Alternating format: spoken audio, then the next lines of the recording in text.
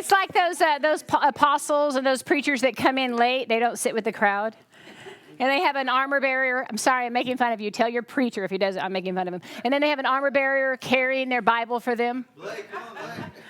I've arrived. I just want to tell you guys, if you're from Houston, yeah, and from afar, hopefully Waco, you're going to come see us. And those of you that drive from Harlingen and make the drive, we have people that drive like 4 or 5 hours to come.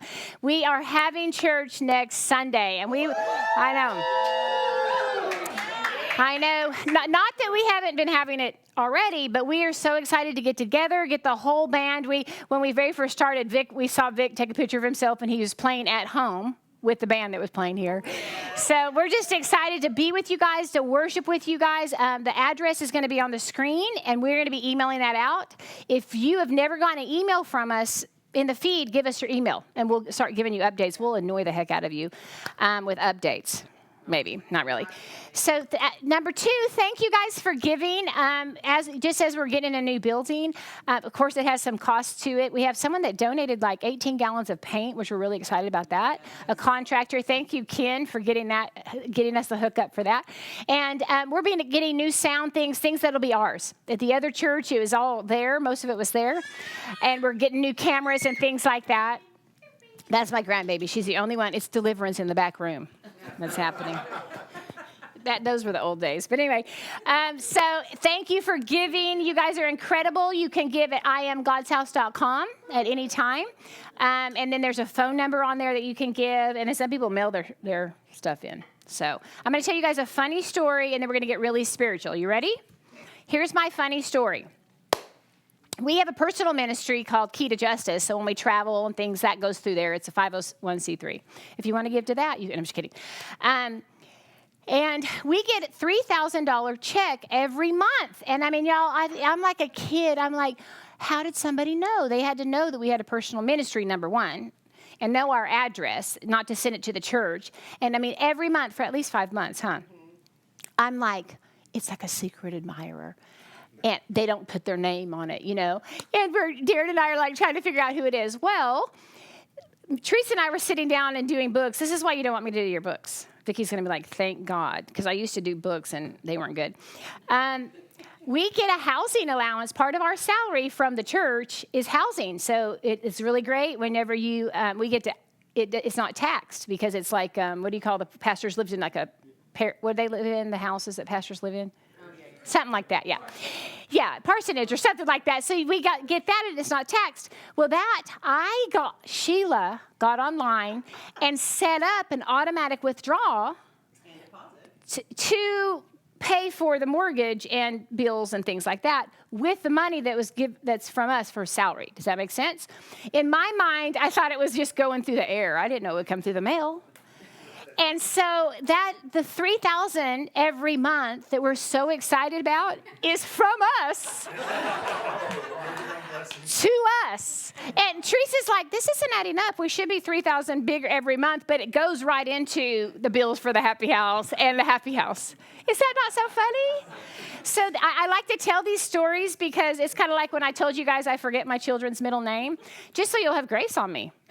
Like Travis is angry. He's behind the camera right now. He's angry because I forgot his birthday. Not really. But we are going to celebrate your birthday. I just don't like to figure out which day it is. I mean, I just like you. So we love you guys. Thank you for giving. I'm going to pray really quick. I'm going to ask you at home to engage. We're so trained in church. We can sing from our head. We can listen with our natural ears. And then you walk away and you're like, man, she was good, or that was great, or that wasn't that, or whatever. Or you planned your day. So, Father, right now, we just engage our spirits. Yeah. Right now, we just recognize the God in us. That's really, truly who we are. And we just lift that up, Lord. We just lift that up. God, I thank you that it's you and it's us and it's us and it's you and it's you. And God, we're one with you. And God, we're not trying, we're not attempting, there's nowhere to get, but there's a realization. Everyone say realization that we are coming into. Father, I thank you that you did this. This was your plan, and you are faithful to finish what you started in us. You're the one maturing us. God, I didn't choose to be born. I didn't choose to be here. I wasn't lost, like Josie was singing about. But God, we were always your plan. And God, we just shake off all the thoughts that would keep us in a mindset of separation. And God, we just want to enjoy the journey. So right now, we just forgive ourselves of behavior. We release mindsets. We forgive each other of behavior. And God, we just rest in that perfected person that we are in you, Father. And we love you, Lord. Amen. Did you guys feel the shift when the team started praying over you? That's what's going to heal us. We can't get our identity healed outside of seeing who Father has created us to be. As long as we're looking at our behavior, we're going to see within limitations. And we have them, right? I mean, I have a few, like 2 limitations, right? And I saw a couple of them last night. There might be more. Just like when you feel frustrated or you mess up or, you mess up royally or you hurt somebody. But the truth is that God wants to reveal the uncreated you. There's a part of you that's not created, that always was. Don't you believe that Eve always was when in Adam, just like we said, okay? So God, he was setting the stage. He's always about showing us a bigger picture. Everyone say bigger picture. Bigger picture. So there's something behind it. You guys ever been around someone and they're saying something, but they're really saying something else? Or you're watching a movie that's a mystery and you're like trying to see what's behind it? Okay? It's not like you're going to get there with your mind, but there's an understanding that when God began to speak and all throughout the Bible, or when he gives you dreams and stuff, there's something bigger that he wants to show you. So I want you guys, let's open up really quick. We're going to look at Genesis 1, and we're going to go on a little journey. And you guys, like Darren said, you guys will have to help me with time. And then I'll give you an update on Darren at the end. I'll probably all in it. And I mean, if I start crying, don't be like, oh, dear God, she's crying. I mean, you can do what you want. I can't control you. But I'm just really tired. I'm really tired. I went and worked out yesterday. I slept like 2 hours, and I'm on the rower. And it's at the end of the whole workout. It's F45, but they do an hour on Saturdays. And I'm crying, and I can't quit. And I'm mad, and I'm crying, and I act like I'm rowing the Nile River or something, I don't know. And the guy kind of looks at me like, is she hurt? And I'm like, don't talk to me, dude. Do not talk to me. I don't want, But anyway, so that's just the emotional part. So let's look at this. Genesis 1. We're going to look at what is the plan. I got a book years ago called God's Ultimate Intention. I love it. It's by Devern Fromke. Devern Fromke, When I read it, I was like, okay, God had an intention right here. You have Father, Son, Holy Spirit. And they are one. So when Father has an intention, it's talking about the Son, it's talking about the Holy Spirit. So they had an intention. They had a plan. Don't you guys go through your life and like, what is this all about? Are you really glad that you just made your mortgage? Is that what it's about? Are you really glad as soon as you loved your kid when they were 3, they would turn 13 and you hate them? You know what I'm saying? Like, just kidding. But the whole thing is, what's this really all about? The bigger picture. Okay, so let's look at Genesis 1. He begins to talk about it right away. In the beginning, God created the heavens and the earth, and the earth was without form. So here we go. In the beginning of what? God didn't have a beginning. Right? I believe it's in the beginning, God began to set the stage. He's showing mankind the whole time what he's after, the bigger picture. Okay, so let's look at it like this. Let's go on a journey. Like God's going to set the stage. I'm going to write it in a book. Listen, guys, God's been teaching us for a while how we've taken things literally. That's why, you've heard Darren say you don't get doctrine from the book of Revelation. People that talk about the end times from the book of Revelation, because it's not literal. It's not literal. It's a vision, okay? So once you realize it's not literal, you can begin to enjoy the mystery and see what you couldn't see. But if you try to take it as literal, you're going to be confused. And then you're going to wonder who's telling the truth. You're going to look to man to define which was never literal. It was meant to be revealed, revelation, right? Yeah. That's why when we've had people over and over in this kingdom message come to us or message us and say, I knew it. I knew I wasn't crazy. This is what I was hearing, right? I knew that this gospel, that there was more to this gospel, right? There was more to God. Then I had this one girl, Alexis, who I love you, Alexis. She came to us and She's very intelligent. She knows the word. She came and just sat. And she came one time and just thanked us. And I'm like, you know what? We really haven't done anything. It's not like we have the power to unlock who you are. But when someone just gives you permission to trust what you're sensing on the inside, trust the God within. We've been raised, religion has put so much fear, like, oh, don't go there. Okay? And I'm not talking to people that don't want to yield to God and don't want to know God. I'm talking to people who want to grow and know God, okay? You can trust the God within you. There's things I'm now reading that 5 years ago I was afraid to have in my house because I thought you can't have that in your house, and it's not like witchcraft and charms and whatever. So you guys are like, what is it? What is it? Look in our house. Okay. So let's go to 26, 126. Then God said, so here's his plan. Here's Father's heart. God said, and this is Moses. Moses had an encounter. Maybe God took him out of time and he was there. Maybe he just saw it all in an open vision, but Moses is writing this, okay? It's by the Spirit that this was even written. Then God said, let us make man in our image, after our likeness, and let them have dominion over the fish of the sea and over the birds of the heavens and over the livestock, over the earth. Let him have dominion over creeping things. So God created man in his image, and in the image of God he created him, male and female he created them, and God blessed them. And God said to them, be fruitful, multiply, fill the earth, and subdue it, and have dominion. All right, so he set the stage. I'm going to make a man. I'm going to multiply the man and woman that are man, and it all comes out of God, and I'm going to set the stage that they can multiply. Father had a plan. It's not your plan. It's Father's plan. Okay? That's why we can rest. It's Father's plan. And then he said, and it wasn't just, now listen, I know I'm going to say some trivial things that you're like, oh, I know that. But the truth is our subconscious feels like God's not around when we go through hardship. Where are you, God? What is this plan? I mean, if I dropped you off in a country where they let the men take 8-year-olds to marry them, you would be like, where is this God? Has God forsaken this land? Correct? So it's in our thinking, and that has kept us from seeing the whole picture. Okay? So God said, I'm going to get back to that. You guys are going to like it. You're going to like this. So let's look at 2:8. You don't have to look at it. And the Lord God planted a garden in Eden. So he sets the stage. Right? And here's the earth, and he put a man and woman in here. And then in another dimension, you guys, we've learned this, in another dimension, he put a garden. The garden isn't on the earth, okay? I'm sure I'm spelling dimension wrong. Okay, so he put them in a garden, and he starts, but it's a stage. He's telling a story. Okay, Moses is watching this story. So he puts them in the dimension. I love this, okay? So, and the Lord planted a garden in Eden in the east, and there he put the man whom he had formed. And out of the ground of the Lord made to spring up every tree that is pleasant to the sight and good for food. Okay, I want you to listen, not as it's literal, because we've been trained in this little Bible story that there's trees everywhere and there's naked people that are vegetarians and a snake, okay? So it's not literal. So let God speak to you on what he's really saying, right?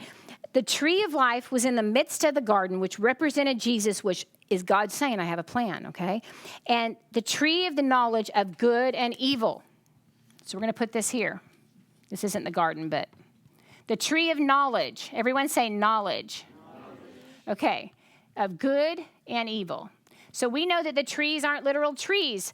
Whatever the trees are, it's people receiving. When you eat something, you take it into your being. Okay, you partake. Okay, it can be a philosophy. There's whole countries that have eaten a philosophy that they worship, a Buddhist, a Buddha, or a whole philosophy. All right, a mindset. However you want to do that, but let's expand. The tree of life was in the middle, and the tree of knowledge of good and evil there. Okay, 15. The Lord took the man and put him in the garden to work. That word work means to cultivate and till and to keep it. And the Lord commanded the man, saying, you can surely eat of anything in the garden, but the tree of knowledge of good and evil you shouldn't eat, because on that day you will surely...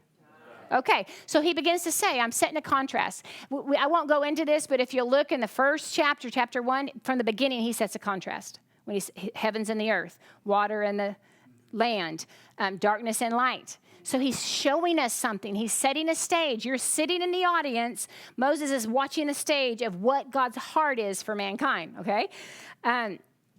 And he begins to do the contrast. Now he says, don't eat of this one.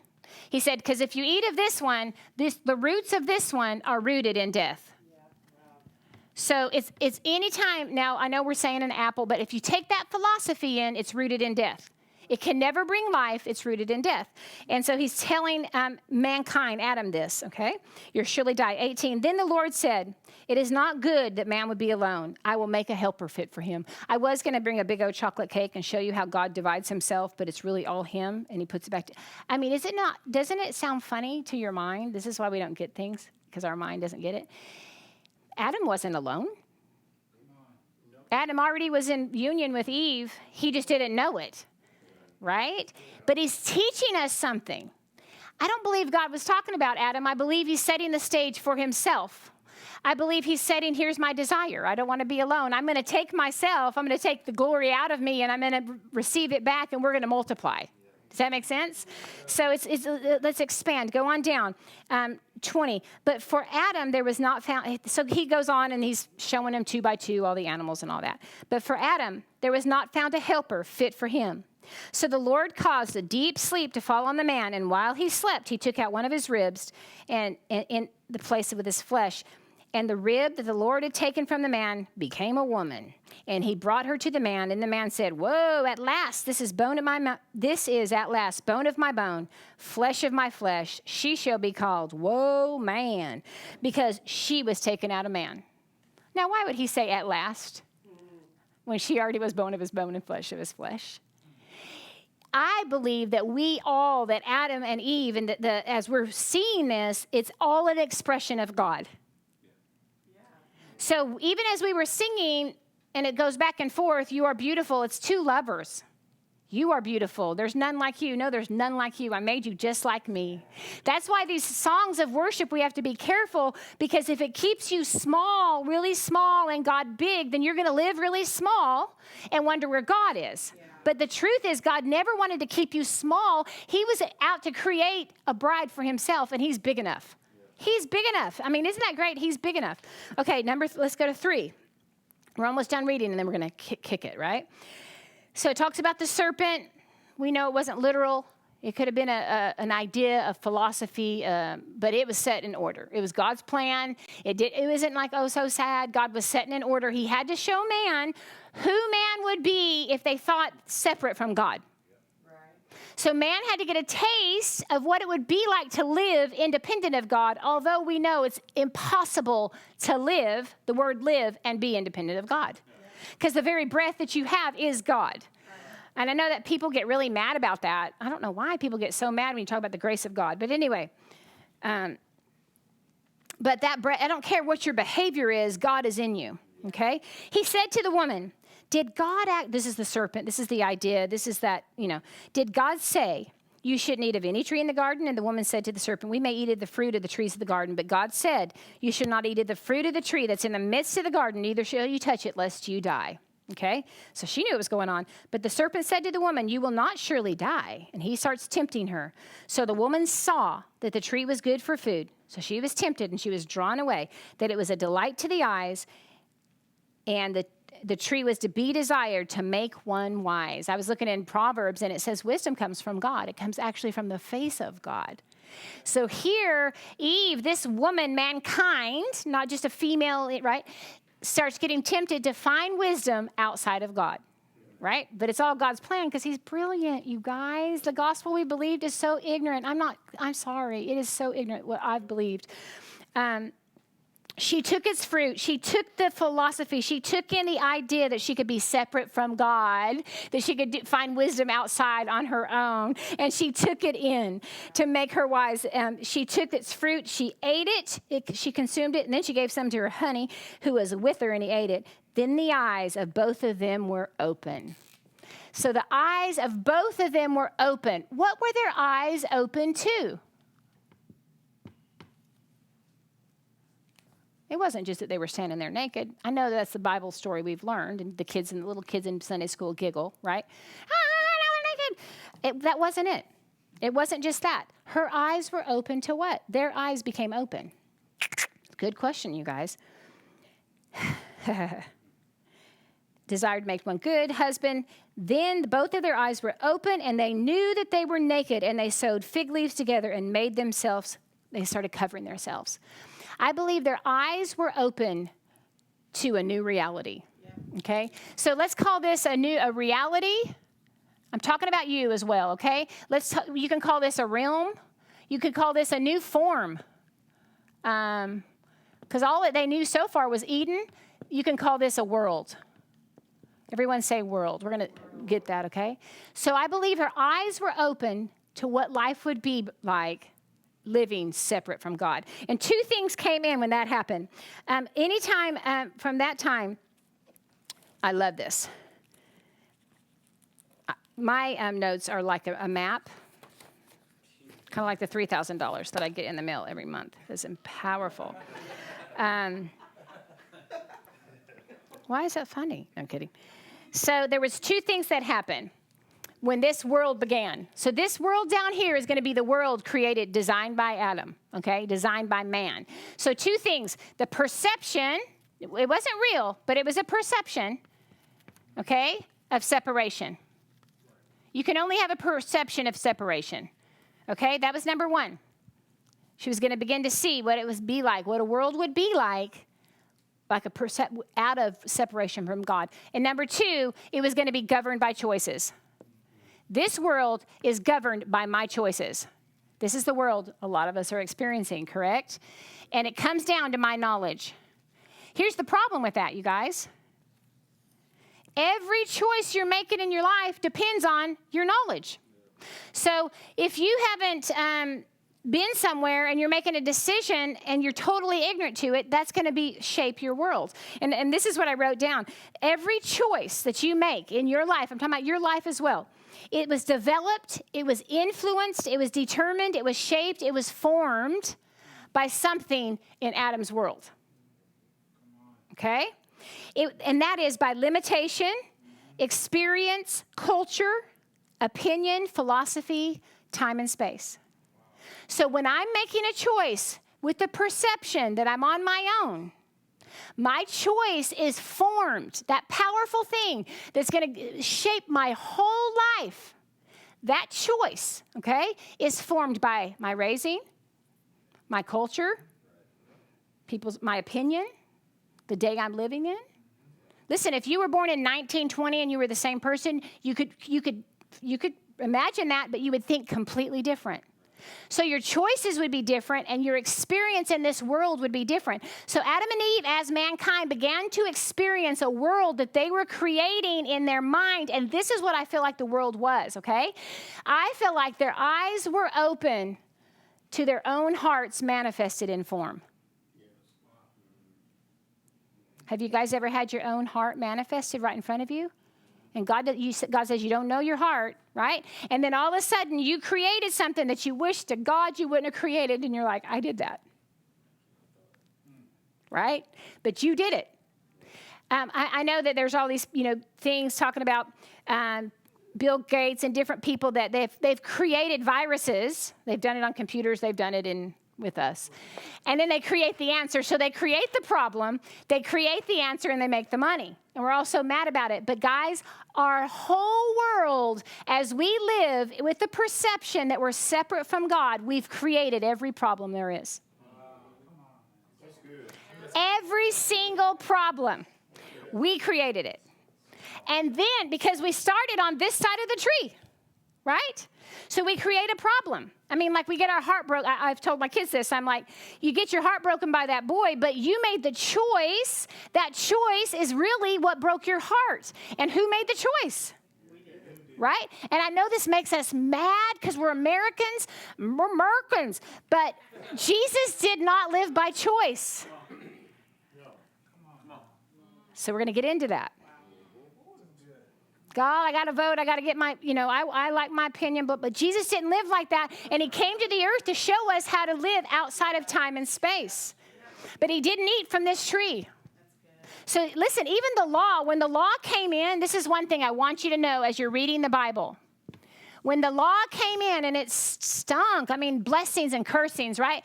It's God always will meet man where man is.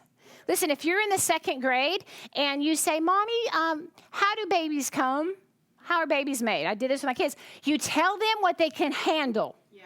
And that's it. If you tell them more than that, you're just a sicko, right? And God's not a sicko. Is anybody laughing? Okay.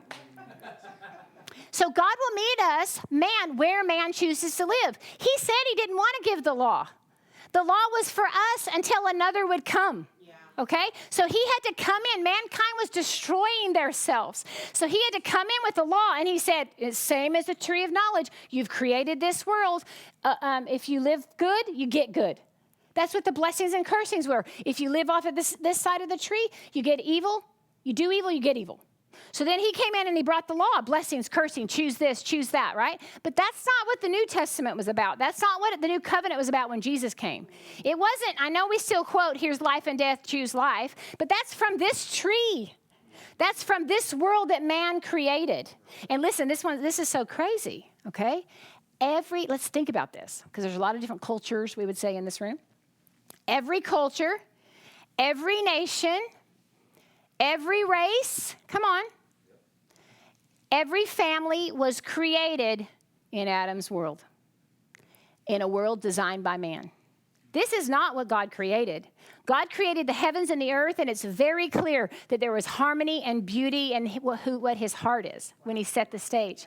Then man began to create with the mindset that we're separate from God. Okay? So listen, I start meditating. This is just me meditating. You guys are just in on me, what I'm talking to myself about. So think about it. I was thinking about China. I'm thinking about America. Who started America? Yeah. Now listen, did God meet people where they are? Yeah, he always does. I'm not saying God hasn't, but he didn't shape our culture. I'm sorry, and I need to tell myself this too. We put patriotism for our country right up there with God. And I heard Justin Abraham said, he said the angels laugh at it because nations are temporary. Rome thought it would be forever. There's only one thing that's eternal, and it is the Christ. It is the eternal us, right? So just think of the cultures that we've attached to, guys, that we call ourselves. I'm not saying that they're good or evil. I'm saying they're good and evil. I'm saying that it's not who you are. That you transcend your culture. Yeah. We transcend our raising. We transcend it. Okay? We are beings of light and glory, and we are part of God, and God is unveiling who we are so he can manifest not any longer the heart of man that he believes he's separate from God, but that he can manifest in matter, in this time and space, the heart of Father. And the heart of Father, he was always, here's the Trinity, he was always after many sons. He calls us different names. This is our language. Sons, daughters, husband, wife. That's our language. But remember, he's speaking of something greater. Many sons, it's also the bride, right? This gives us concepts. So we see a father. You're a good, good father. Maybe it wasn't our father, but we can imagine somebody else's father that was a good, it's a concept. Okay? Actually, words are just symbols. Words are just symbols. They keep you one space away from what it's trying to reveal. Does that make sense? That's why when you have an encounter with God, and it's so powerful. How many of you guys ever had an encounter? And then you try to tell somebody. And it's so much more powerful than those symbols could say. Right? And so father and many sons and bride, these are words to give us an idea of how he was going to graft us in. He was going to multiply himself and then bring us back into himself to experience himself. He wants to experience the God in you. See, Darren, it's our joy as we meet people that come into our life, however they're acting, right? However they're acting, to see the God in them. Yeah. And it might be in an embryonic form, right? It might just be a little light, and they don't know who they are, and they're trying so hard out here to find their identity, but you see that their identity is within them. And if they'll let you, we can walk together, and God wants to mature this being on the inside that he's wanting to reintroduce us to. Are y'all there? Yeah. Okay, so here we go. His eyes were open. Some people call it an illusion. I think I want to write a book called Adam's Dream. Because everything, listen, this hurts. This is what I've been thinking on. everything created in this world from the mindset, everything rooted in the mindset of separation is fleeting. And there's things I'm attached to that are fleeting. So even as I'm praying for Darren, and it's been tough. We've had a tough week. Josie asked me, on the phone, she asked me how the night went. And I said, all I can say is put it this way. This wasn't last night, the night before. A normal person would have called 911 a few times. And guys, in the middle of it, the part that we're walking through, and there's so many people that are walking through hurting things, the part we want to encourage you in is God's not somewhere else. You're not waiting for something else to happen. That's the mindset that Adam birthed. See, when that happened, the ego was born. And you know when you're operating in it, and Adam did this as well, there's always blame. You start pointing outward. Right? They didn't even know what that meant in the garden as they're fellowshipping. Let me say this real quick, and I'll get back to that because you're going to like it. I learned that if I tell you you're going to like it, maybe you think that you are. Vicky told Darren, she goes, whenever you say that this one's going to hurt, she like starts bracing herself. Like all of a sudden there's a wall that you think it's going to hurt. Like I'm getting ready to slap you. So if that's true, and I tell you you're going to like it and you're offended, I don't know. I'm just kidding. Okay. So here they did. They ate this. I'm going to go back to that. You'll love it.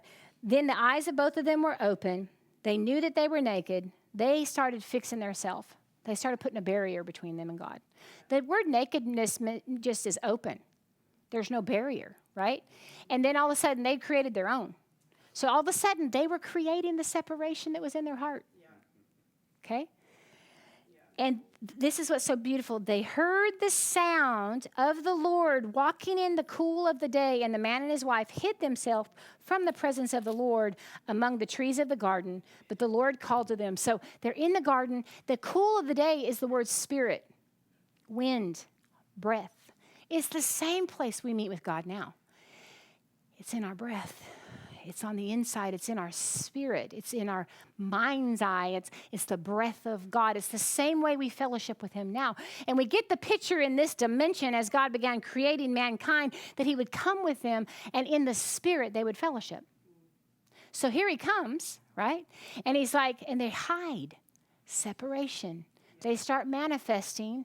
Their eyes are open to what was on the inside of them if they perceived themselves to be separate from God. So they're hiding. How's it working for you to hide from God, right? But the Lord God called to the man. He called out and he said to him, where are you? That's what I hear God saying to you, sons. Today we're talking about maturity. I want maturity in this process. I don't just want the miracle. I don't just want the relief. You guys are watching, you that are tuning in and knowing that Darren got a diagnosis that's, fatal or whatever. And we don't just want the relief. We've seen the miracles. We've prayed for people and they got healed of cancer just like that. Yeah, we want the manifested presence. We want to mature in it. We want to mature in it. Even this pandemic, as we were talking about the reset in the earth, like we have an opportunity to yield to God and work with him. And mature faster. And he said, and where are you? Adam said, I heard. That word heard means I comprehended, I discerned, and I understand. He knew that God was after fellowship, right? But because Adam was already creating, mankind was already creating separation, he started creating the next lie that he had to hide. And I hid. I heard the sound. I understood it was you coming to fellowship in the garden, and I was scared. All of a sudden, fear comes in. See, there is only fear. There's only two things, you guys. An ear. No, just kidding. Fear and love. Everything in our life is motivated, rooted. Everything. We're either operating out of the world man created, which is fear. Control. This is why we have wars and conquering and people ruling over each other and me having to have my opinion because I don't think I'm going to get heard, and fear and love. Okay? So all of a sudden fear comes in and he said, who told you that because I was naked, I was too vulnerable, God? All of a sudden he doesn't trust him. He doesn't trust God's heart. I was too vulnerable, so I had to hide myself. I have to come up with a plan. He said, who told you that you were naked? have you eaten of the tree which I commanded you not to eat? Now, of course, God knew all that. But he's letting him know what you're experiencing is because you began to operate with the illusion that you were separate from me. The man said, the woman, then blame comes in. The pointing comes in, right? That's the world of fear. The woman, she said that. Let's go on over to 20. We won't go over to 20. Okay, so let's go into this. So as I'm up and praying over Darren, and we've been listening to worship at night, and I'm praying to the God in him. I'm calling on that. I'm excited to be reintroduced to the uncreated Darren. It's who I fell in love with at the beginning because, see, God loves God. Like, he's attracted to himself. And so, yeah, I thought it was the mullet or the muscles, We thought it was, or whatever. It's been 32 years. You think it's this and this. And we put ourselves through a lot of hardships because we keep living out of this world that's not even real. But then you get to see that we've seen it in each other. You see that the spirit of who that person is. And it's beautiful. It's God. Like, we've had women women will kind of throw themselves at men of God sometimes because they'll think that presence is what they need. Well, it is, but it's in you, honey. Right? It's in you, And so as I'm praying over him and we see where his body is, and I'm just, praying that this body, that it's a good body. It's going to house him. It's not him, though. It's going to house him. It's going to work for him, But it's not me praying because I have to have him, because I'm living in this space and I need him. Does that make sense? Yeah. Now, do those emotions come and go? Yeah, but they're rooted in knowledge and fear. Yeah. They're not going to get you anywhere. Yeah. Now, God will meet people where they are. That woman that lost her son and she's crying out, God will meet you there. But we know in this process that God is after something greater. Yeah. And it's like what Paul said. He said to die, is Christ, to live is, or die is gain Christ, or whatever. It's all the same to Paul. He was like, I am in Christ. I am going to manifest Christ. He stayed on the earth for the people. What a gift. Thank you, Paul. We're so excited to meet you that you gave us the revelation of the mystery of Christ in us. So as I'm praying over him, the body's one thing and the alignment in the body, but man, that spirit of who you are come forth. Because what we're after, what are we after in this whole thing? It's to live as Christ, right? It's to live as Christ. I'm going to do one more scripture. In Galatians. So you guys know the story, obviously, okay? So this land was cursed. Everything that was created from the illusion of separation, Adam's world, the world, now the whole Bible, you can read it. Men and women of God would tap out of it and get a sense of God, but it was always wars and fighting and conquering and death, and right? They were the ones creating it. They were creating it. Every time they begin to operate, every time I operate from the mindset that I'm separate from God, I create another level of deception in my own life. And every time, then I reestablish that deception. Does that make sense? So I make it real. Okay, so let's look at the whole thing that's going on, like we talk about race wars, okay? Because you're holding on so tight to your culture and you find identity in something that's fleeting, then now there becomes opposition with another race. Yeah. And they're holding on, though, but the image that you're holding on to is already fleeting. Yeah. Because in the kingdom, there's one culture. We're sons and daughters. Right. There is no color. There is not a dialect that's different. That came in Adam's world. You guys remember they started thinking, we're going to get to God without God. And they started building the tower, and God's like, here they go again. They're creating it again. I'm going to have to show them. And he gave them different dialects, right? But that was because God, he was trying to preserve mankind to get them to Christ, because he said, let us make man in our image. His heart was going to be many sons. Okay? So this whole picture, when you read the Bible, you realize that God met man where they were, and man was in distress, great distress. Because you're kind of like, if it's really all done, and we preach the finished work of the cross, we're learning the finished work of the cross, we want to believe the finished work of the cross, but then people are like, well, then what is this? Look at our earth. Oh, this earth was created by man. And what in my life was created by me? What did I come into agreement with that was never me, and now I'm manifesting it? All sickness was created from the illusion. Sickness wasn't created by God. It was never created by God. Sickness, disease. In fact, I read that in this book, he said, all depression comes from us resisting love. The whole time that we're going down on the boat and we're suffering, I've been there, we're fighting to get out of the suffering by eating from the same tree that brought the suffering. Because if you think you have to get out of it, you're living from a mindset of separation, and you're going to go from side to side. It's like us trying, listen, I like this one, okay? Self-righteousness and condemnation came from this tree. Does it come from the tree of life? The tree of life is up here, which is Jesus, the Christ, okay? Self-righteousness, condemnation are rooted in the same thing. So someone can come in and they've obtained it, and they're beautiful, and you're like, that arrogant sucker. But then you think that person that's so condemned is humble. But they're eating from the same tree, and the end is what? The end is death. The end is always going to be death. So here Jesus came.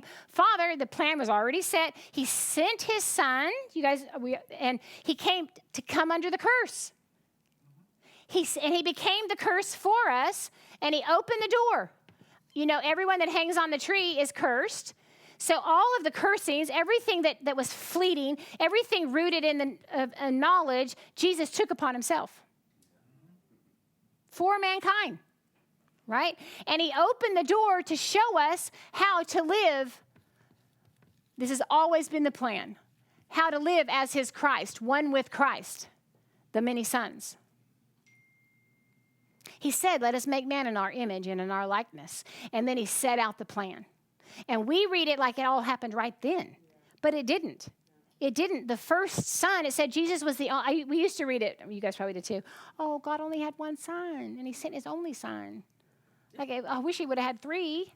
You know what I'm saying? Like, oh, that even means more. It was his only son. It was like, like a son going to war or something. Like, don't let your son go to war. You only have one son. That wasn't what it meant. When it said he sent his only son, it's the only one that had the DNA from Father. Up until this point, everybody was living from a world designed by man. I had a girl one time, and I'm talking to her that she wanted some, or her friend wanted her to have counseling. She's telling me all her problems. And then I told her, I'm like, I care about each of them, and I could give you an opinion from this side. And I've done it, y'all. People, in their trying to help you, they'll give you all the things you can do to get out off this side of the tree. But if it's not coming from here, from the heart of Father, from what they see and hear, then it's still going to produce the same thing because it's fleeting.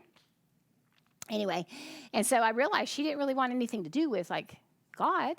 And I just said, well, I don't know what this, welcome to your life. There you go. Because you're designing it. Now, guys, it's painful. But I'm in a place right now, I'm just looking at my life. I want it to be painful. I want you to show me, God, what I've designed, what I've come into agreement with, why I'm living less in different areas. I want to see it. And then I don't, You want to see it and then you don't. And that's how we're positioning ourselves in this time. Because to me, I was thinking, does it make you mad that Darren, gets this and he's suffering and he's lost weight and all these things? It doesn't make me a whole lot more mad than the fact that, in 30 years, then you're going to suffer, get old, and die. We created that. Mankind created that. We know that we are eternal beings. We know we're not on this planet just to get old and die and lose our memory. We know. I heard of a man of God that I love so much, and he doesn't know who anybody is. That is not God. That was created by man. Every disease that we know of was designed by man. Isn't that crazy? It literally is insane. The world is insane. I was talking to someone the other day. They go, I just think I'm insane. I'm like, yeah, you are. The ego self is insane. It can never get enough. You start trying to please that self, and you can never get enough. And then you find yourself in a darker pit that you put yourself in. Wow. And the goodness of God. And here's the deal. The journey home is nowhere. It's right there. There's no journey. It's the realization that this is not real. This is fleeting. That what Jesus did, he said, I'm going to put the kingdom in their hearts. When Jesus died on the cross, we were with him and in him. And then he rose up and we were with him. He took the insane world and all the judgments that were going to come, and he buried it. It said he was the last Adam. Did any of you guys see The Last of the Mohicans? You remember that movie? I'm the kind of person, I don't watch horror movies, but if I did, I'm like, can we just kill them all in the first scene? Because I don't want to hear people scream. I do not care. Is that rude? I know they're actors. I don't want people to die. But I'm just not into it. Like, oh my gosh, maybe they're going to die. They're all going to die. They're a bunch of people in the woods or whatever, right? I'm just like, can we get this over with? So when I watched The Last of the Mohicans, I'm like, I wasn't that into it. I'm like, he probably should go because he can't multiply himself. You know what I mean? Like, do you guys remember that movie? You guys are always too young. It was like 3 hours long. It was 3 hours I'll never get back. My point is, he was the last of the Mohicans. Jesus was the last Adam. He finished all of this. He gave us a new world to live in. We're still in space and time, but we no longer have to create with the mindset that we're separate from God. But we do. Thus all our problems. Every problem I have is rooted in my agreement, me governing by choices, and my perception that I'm separate. And God's maturing us. And God's maturing the sons. And here's how he matured Jesus. It said he learned obedience through what he suffered. Y'all, he learned it at a very young age. We learn to validate the voice within. Do you see the kingdom within you? Can you perceive that kingdom within you?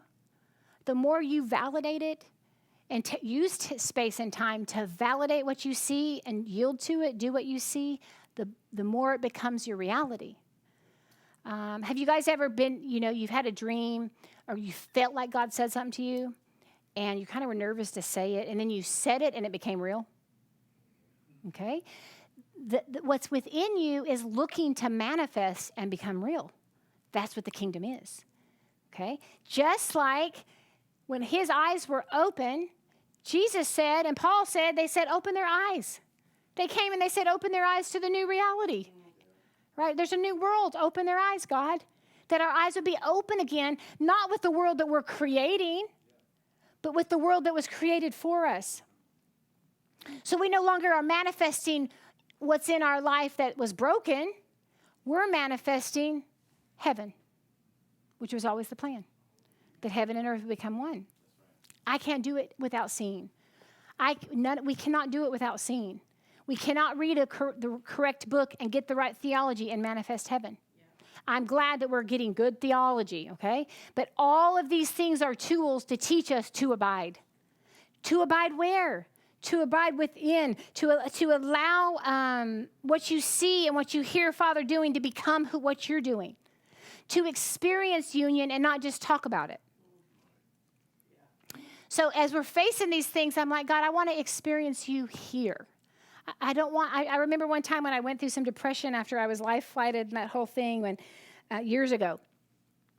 And I'm in the bottom of my closet for like 5 months. All I wanted to do was just lay down in the bottom of my closet. I just wanted to be in the dark. So I'd be grocery shopping, and all of a sudden I would just get this overwhelming depression that I was creating, and just stop and tell Darren the groceries are on aisle 6, and go home and lay in the bottom of my closet.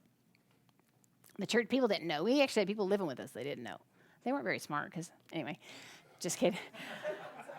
Because I was gone. No, about 5 months. And I mean, I would be at a store, and I thought, oh, my God, it would be so great if I could curl up under those clothes at the store. I just wanted to curl up in a ball and not exist, But in it, and a lot of that I realized was the ego self. When you start feeling like a victim or the loss, or you're thinking out of lack, that's ego. That was birthed by man. It was not birthed by God.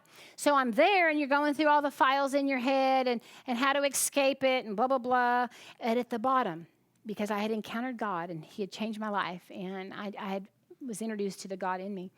I'm like, God, don't let me get up off this floor without being transformed. Because it's his plan. It wasn't my plan to transform myself. And as soon as we go limp in the process and allow.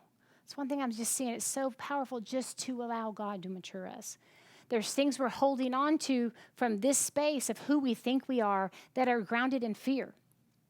And we're the ones, we're wanting deliverance, we're wanting freedom, but we won't let go of the things that's keeping us grounded in a world that isn't a reality, but we're making it a reality. Does that make sense?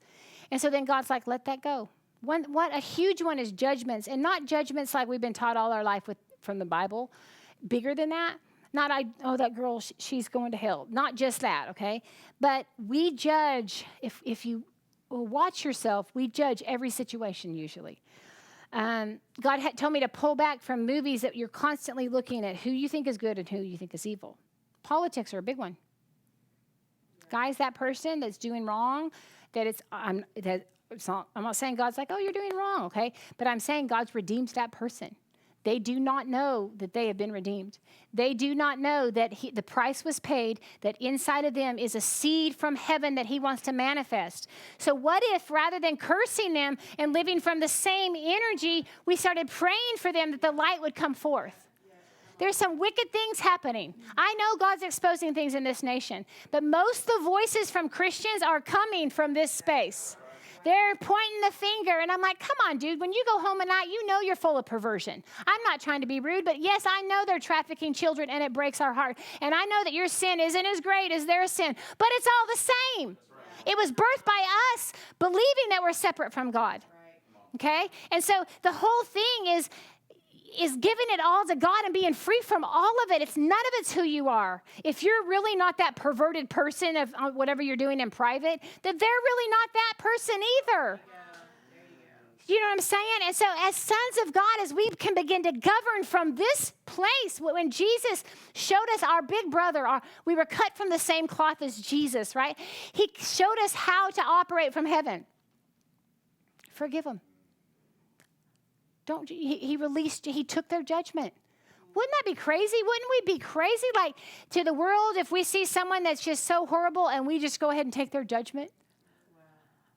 Wow. Like what we say, and when you baptize somebody, the whole point of it was going into death and coming back into life anew, right? I know we turned it into tradition and all these things, but what if we did that? What if we stood on their behalf and saw them free and come up new? Does that make sense? Yeah. You know, I was thinking years ago with this, how the church would always send money, to Israel and curse the Muslim nations. It's not working. You're both operating from here. Yeah. What if we started blessing Muslim nations and giving them the truth that they have been redeemed, that they have a father, that they are not left alone, that Israel is not chosen over them, that the whole plan of Father was to have one new man. He set the stage, he set it in order, and he was going to have what he wanted. And it was all mankind. I mean, come on, it says it in there, all mankind. He was redeeming. Yeah. He's good. The way we've believed about him would be like, he's good, but he also loves to burn people for eternity. I mean, I'm so sorry. I'm so sad we ever believe. That's why we don't trust him, y'all. That's why it's been hard for us to trust him. That's why we keep hiding, and God's saying, where are you? You can be completely vulnerable. The part that I love that I've come into, I don't know where we got the idea that when we die, it's over. You know what I'm saying? So, when you die, it's heaven or hell. Maybe it was all the skits we did, Well, there was one that tormented Josie forever. It was like the car wreck and 2 kids in the car. And you guys have been to some of those hell houses. That's so sad. And then the demons take off. And you're like, I hope that one's not me. And the other one, the angels taken to glory. You know what I'm saying? How sad. I'm so sorry we did that to you guys. Because he's not done till he's done. He owns the bat and the ball. He's going to play that game. He's that kid playing baseball until he hits the home run and he wins the game. Yeah. He's that big. You know what I'm saying? And so I love that we're coming into the understanding that in due time, he's going to have his way. Yeah. It's just, you look at your kids that they think they're running. You look at your whoever, in due time it's coming. Yes. I liked that Josie was singing about the prodigal. And I loved, Malcolm Smith came to our church and he talked about the prodigal. The prodigal was really never separate from the father. Mm-hmm. He was living off the father's substance. What the father gave his life for was what he was spending. Yeah. So this is what's so crazy. Love has given us the power to even live in this space. Yeah. Does that make sense? Love's given us the power. and said, okay, you want to see what it is? This is what the world, and we've looked at things like you're being punished. Okay, you do that, you're going to get punished. Like you reap what you sow, like God's up there like, aha, they reap, boom, punishment. No, the whole thing is it's going to continue to bring the fruits of death. Yeah. You continue to live here, it's going to continue to bring death. Yeah. That's all it was. It's going to continue. He's just saying there's another space. And Jesus opened the door. He became the curse, and he showed us how to live from on high. I'm looking at Galatians real quick, the very end here. So you guys know, as Paul was talking about different things, and he said, listen, guys, he starts talking about who's fooled you, who's bewitched you. He's like, even if an angel comes and preaches the gospel that's different than this gospel, than that works, okay? If an angel comes and preaches something different than you can be free and live as Christ, he said, may they be cursed, right? I was like, what? He's like, wants to curse angels if they're getting the gospel wrong or whatever. He's saying, if they're going to preach that you have to live by the curse, they're putting themselves under the curse also. There you go. Wow. Does that make sense? So you foolish Galatians, Paul comes in and says, who's bewitched you? Who's bewildered you? That word means who's charmed you in error. They began to see, the disciples and men and women of God began to see that they were to live as Jesus. They couldn't see it at first. Even Peter, up until the end, was like, I'll be with you. And he's like, you can't. Until this happens on the inside and you begin to live from this space, you can't go where I'm going, right? You can't go there. But once this happens, you can go where I'm going from within. And then Peter didn't he? Okay, so he said that word means who charmed you with error. The gospel, the things we believe that's charmed you to live back under the curse, where things aren't working anymore. Wasn't it before your eyes that Jesus Christ was publicly crucified? Let me ask you this. Did you receive the Spirit by working under this? Or by hearing, by seeing and trusting in faith? Are you such a fool that you began to live in the open field of freedom that you want to go back to getting it right? And just a couple things as I've been meditating on fear and love. So I'll be in a conversation or I'll start dealing with worry. I'm tired, things are going on, right? And when it's fear, your atmosphere will begin to restrict, feel pressure, feel dark. Your energy level will change, okay? What are some other things can you guys think of when you're operating, when it's fear? Getting the gospel right. You begin to perceive a distance. God, can you throw me a bone? Can you help me? You think like a victim. Confusion. Any victim thinking comes from, put this up. Okay. Comes from believing that you're separate. Every sorrow, every loss, everything, guys, that goes on, these things that come up in my fields of awareness that are rooted in fear will make me think or subconsciously that God's separate, that I'm a victim to this world. The sons of God, Jesus, he lived in a world that was ruled by Rome. It was created by man. There was bondage, there was sickness, there was death, right? He didn't come into a beautiful new world. The average lifespan of a man was like in his 30s, okay? It was a rough place. That's when Jesus arrived, but he lived from a different world, and he wasn't subject to the elements of what man created, only when he saw, right? So we have it within us to live above the elements of what we're around. When you're living out of fear, when you're living under here, depression, blame. Listen, guys, blame's big. Blame's not just me openly blaming Blake for, embarrassing me or whatever. Blame is that story that you think your life went downhill after the divorce.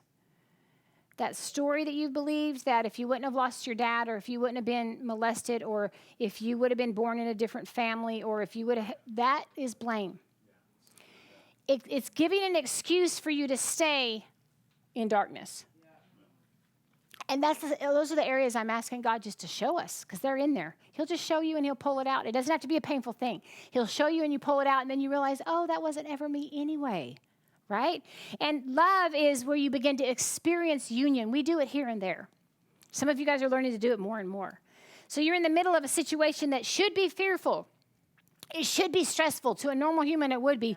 And you begin to just shift out of your mind where you feel this, right? Wrinkles come from it. If that's not anything, get rid of, comes from fear or stress or sickness. I mean, how many sicknesses come from stress, which comes from fear, that manifest in form? Okay? Both the illusion, God, man's world, and the creation of God are desire to manifest in form. The fruit of it will show up in our lives. So God begins to teach us how to move through the door, which is Jesus, by grace, only grace, not by works that any man would boast. It's the only way through the door. He opened the door. He left it open. It's my door. I can come boldly through the door. It's mine, right? And we come into that space that's within us in heaven, and we begin to see. And we validate what we see. We just practice it. And then we go and manifest it. I don't care how small it is, just start practicing manifesting what you see. It does not have to be where you tell, 20 people how so-and-so levitated or whatever. It doesn't have to be a huge miracle. You don't have to part the sea right now. But just let God show you something. Everything he shows you, he wants to manifest it and make it real. God's so sweet. There's times that would be dealing with like anger, depression, or whatever in my own mind. We're getting ready to do a youth camp, and I'm like, what is this? And it's just like, of course, we called everything demons back in the day. And then I'm driving down the road, and somebody I've never met before starts flipping me off, or I have somebody yell at me, and I realize that I'm in an atmosphere of confusion, blame, anger, and it's in here too. One time I went to a conference in Oklahoma City, and I was learning this, because God will take it outside of you to show you what you're dealing with, right? And you'll go, oh my God. That's what's been going on in my mind. But I thought it was real. And because you thought it was real, you manifested it, right? But if you don't acknowledge it, you can learn to take its power away by not acknowledging that it's real and going, oh, that's not even real. Women know how to do this when that time of the month or whenever your hormones are freaking out. Hopefully you've learned to have a voice that you can listen to that says, that's not real. You really don't want to stab that person or whatever. Because your emotions are like this. Now, can you manifest what's going on the inside? Yes, you can, Please don't. But, right, I know guys can deal with that as well, whatever. But you have hopefully a voice that goes, that's not real. I love that person. And we learn to live from that space and validate it until we're governed by it. I don't know what I was going to say. It's so good. Let me read this to you guys really quick. How we're getting there is, I wrote this one down. Never has there been anything true within my false self. So I'm asking God to show me where there's really no reality, where I've made it a reality. Because guess what? If you created your life, you can create another one. If this is what you've created so far, it means you're a creator, and you can create another one. I don't care how old you are. I don't care how messed up it is. I don't care if it came for your uncle's brother's sister, right? If you can release all of it, thank God for all of it, you can begin to create another world with Father. And it's going to be beautiful, okay? So what is true? This is a statement I keep. What is true always. I want you to say that. What is true is true always. So I want to be reintroduced to me. Who do I think I am? Who am I really? As I'm praying for Darren. I'm familiar with that man. I've been with him 32 years. I know he's a godly man, but who is he really? What is this creature in front of me? Who is these creatures in front of me, these beings of light, these glorious beings that we just let God sing over us how beautiful we are? Being reintroduced every day to allow the true form of who you are to come forth. Okay? If you don't begin to acknowledge it, if you have set that person as this way, we have these issues. Once you establish it, then you set it in concrete. And honestly, you guys, it's a foundation that's sand. It's shifting. Life will shift. This world has no place for a strong foundation. The only thing that is true always. So we trust God. God, show us who we are. God, show us who we are in each other. Does that make sense? A couple more statements. Here's the deal. Just as you use the energy of desire to dream the dream of separation. I'm the one that worked it up. I'm the one that began to feel like a victim and alone. There was another voice inside of me that I wasn't acknowledging at the time. And I established the voice that I was hearing that was the loudest. I'm not a victim to the voice because the God in me is greater, okay? But I began to establish that as my truth. And with that same energy that closed my heart and set me on 1,000 useless journeys, propelled and compelled by fear, by judgment, by doubt, I'm going to use that same energy likewise. That same desire is necessary for me, for you, to be willing to face those illusions, to look more deeply at my judgments, and to see that they have no value save what I've given to them. It has indeed required desire for me to awaken. So what we don't realize, you did not get here in your life by accident. It was a design. It was my hair. It was designed. Just like Adam's world began to be designed, and you can start reading it and go, oh my God, who came up with that? Look at what we're dealing with. Some of the stuff is great. Some of the stuff is evil. Like, who did it? Us. So if we can look at our own life and own it, I'm not saying deny it. Own it. Yeah, I created that. But it's that quick. But that's not who I am. And then I set my face on who he is, because in his eyes, I begin to see me. And we begin to recreate our life. It should look different. It will look different. But it's not going to be from us holding to one side of the tree, holding to the law, holding to try to be better. Listen, I am tired as a leader, as a mom, as any of that, when we just worked on character or just tell me how to live. God did not come here to tell you how to live. He came here to live inside of you, to be with you, and to fellowship in the cool of the day. That's right. He said it from the beginning. He said, I want to visit with you in the spirit. There's things I want to show you that are beyond your imagination. Can we get past that? So just even today, I just want to pray for you that you would just let it go what you thought was real. Let it go, that part of you that is hurting, that's caused you to feel like a victim, that script. We just want to let the script go. Maybe some of you need to write the script of what you feel like your life has been, and then you need to rip it up and allow God to write a new script, because he's the writer. He is the writer. He set the stage. He wants to do it. Yeah. And he only has good things for us, y'all. He only has good things for me. So, Father, I'm excited for this season in the middle of what our thing that we're going through. And it's painful, y'all. I mean, it's horrible to see Darren like this. You get waves of fear and what's next, and you don't know. You know, your mind is there. But in the midst of it, God, that you're unveiling the glory of who we are, God.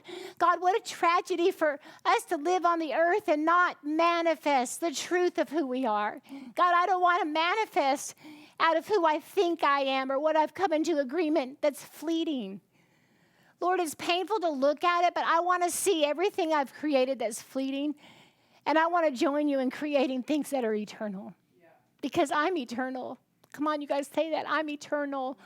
I am an eternal being. Well, I am here to come alongside God, and with him we build the kingdom. So God, show us what we're attached to that's fleeting anyway. These mindsets and culture and all these things that have fed us the problems in our mind. And God, I thank you that we can just throw the script in the wind. That's in that place, God, that we hear from you and validate what we hear. Man, sometimes, you guys, it feels like this whole world it's been so established, it's so real, but then you come away and people are going to think you're insane. They didn't understand. They've never understood the sons of God. It says it's insanity to them when you begin to live from a different place. God, I thank you for this maturing process. We love you and we want to yield to it, and we want you to show us where we're not. I thank you for everybody that's out there. I'm so excited to get together. We love you guys. Give us your emails if you want to be on our email list. And if you want to give, there's the address up there. Have a great Sunday. It started thundering while I'm talking, so.